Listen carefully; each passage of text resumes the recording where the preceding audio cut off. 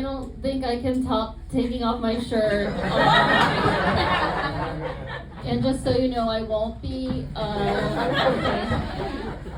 Hey guys, hey camera, posing. Okay. Hi, hello. My name's Anne, and when I go out, my pronouns are apparently ma'am. But they're actually she, her, it, and Crystal. And my love language is live, laugh, leave me alone. So it's a miracle. I found love. You guys proud of me? I did it! Okay. Did that top the naked person? No. Okay. No, but yeah, I found love, which is crazy because I like to be alone a lot. And just to clarify, I did fall in love with a human man and not an inanimate object, okay? Great. My mom was worried about me because she thought, I would end up in a poly with my sister and my cat. But then my cat died and it would be like my sister and my cat's ghost. So I'm winning, okay. Yeah. But my boyfriend, he's mixed race. Yes, thank you. I accidentally told my mom when we first started dating that he was ethnically non-monogamous. But I got it wrong. He's ethnically ambiguous, which is totally different. Okay. But yeah, he's 25% black because I got him off the black market. Usually white people feel uncomfortable when I say that, and other people laugh a lot. Okay. And he's also part Dominican, part Spanish, and he's 10. Yeah. Thank you. Okay, great. Okay, that's such a weird thing to clap for. Okay. And he's also 10% Sephardic, which I like to say because it has my favorite word in it. Fart. You guys, it's crazy with farting, like it never stops being funny, right? Okay, cool. We're on the same level or whatever. But yeah, it's really great because like dating in New York is hard, as you guys know, right? And with him, like I'm in love with him and he's in love with me. Because usually what happens is like I think I'm in love with a guy, but he's like turns out not interested at all. But he's in love with a girl who's not interested in him at all, and it just keeps going on like that forever, forming a dick caterpillar, which is the plot of Midsummer's Night Dream. You guys know Shakespeare, or it's a play, it's also a book, it's a movie. Okay, you guys know that? Okay, I made notes for myself because this is all new, but you guys haven't seen me before, so it doesn't matter that I said that. You guys, I'm really kinky, especially when I'm tired. There's this thing I like to do where I just lay there and I let the guy do all the work, but he has to pretend that I'm a dead body. But like, what's it called when the dead body is the one that wants it? My boyfriend is kinky too. He said to me the other night, he's like, Ann, why don't you rub my meat lamp? And I will grant you 3 children. Okay. But yeah, he just had his birthday yesterday, but he's in LA.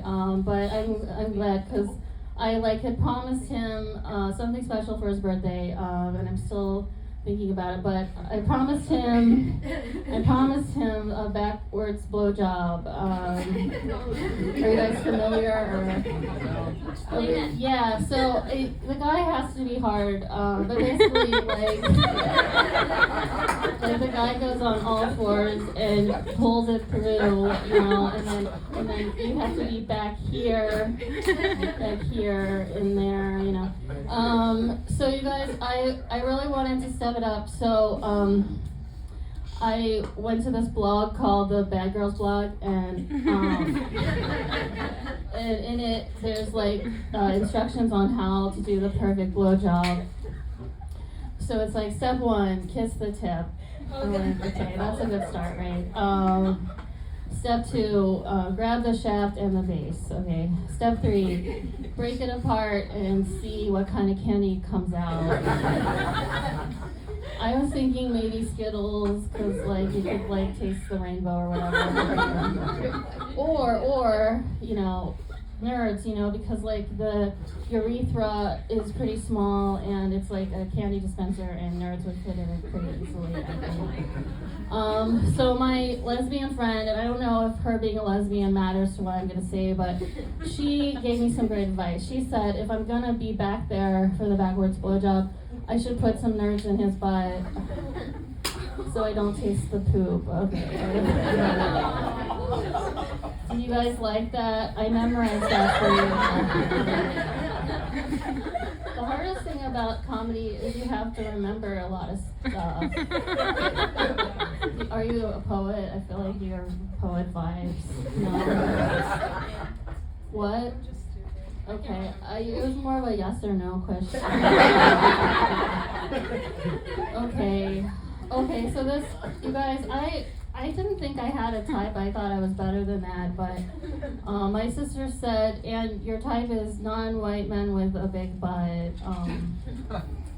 Okay, it's not fun. It's not a joke yet. Okay, great.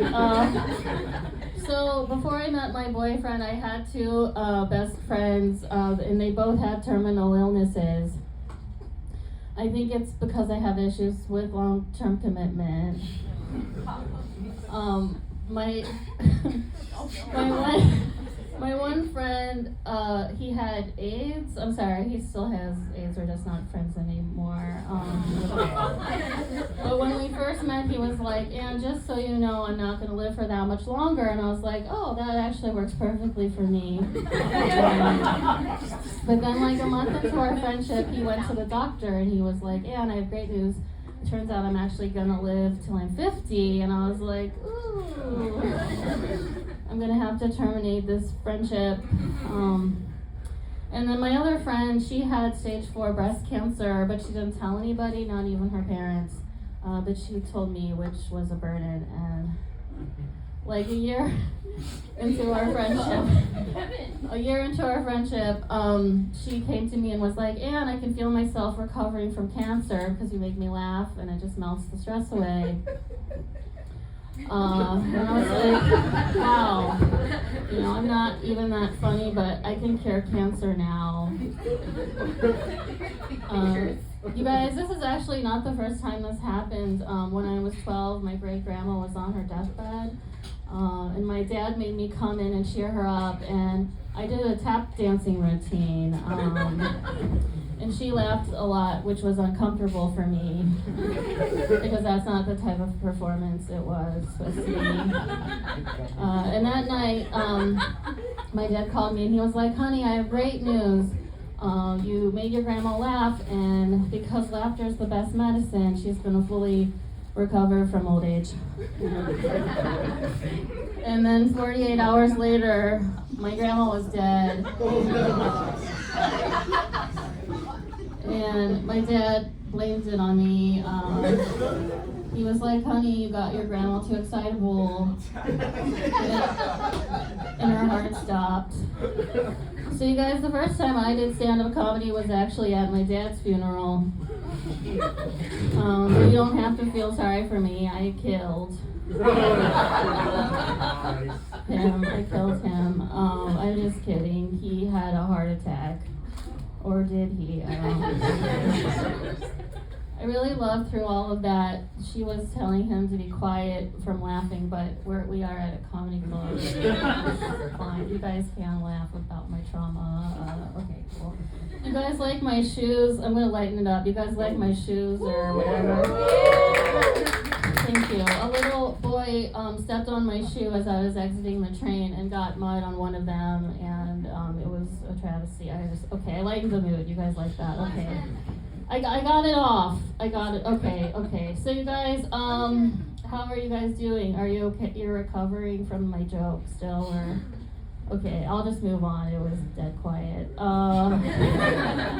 So you guys, I grew up in a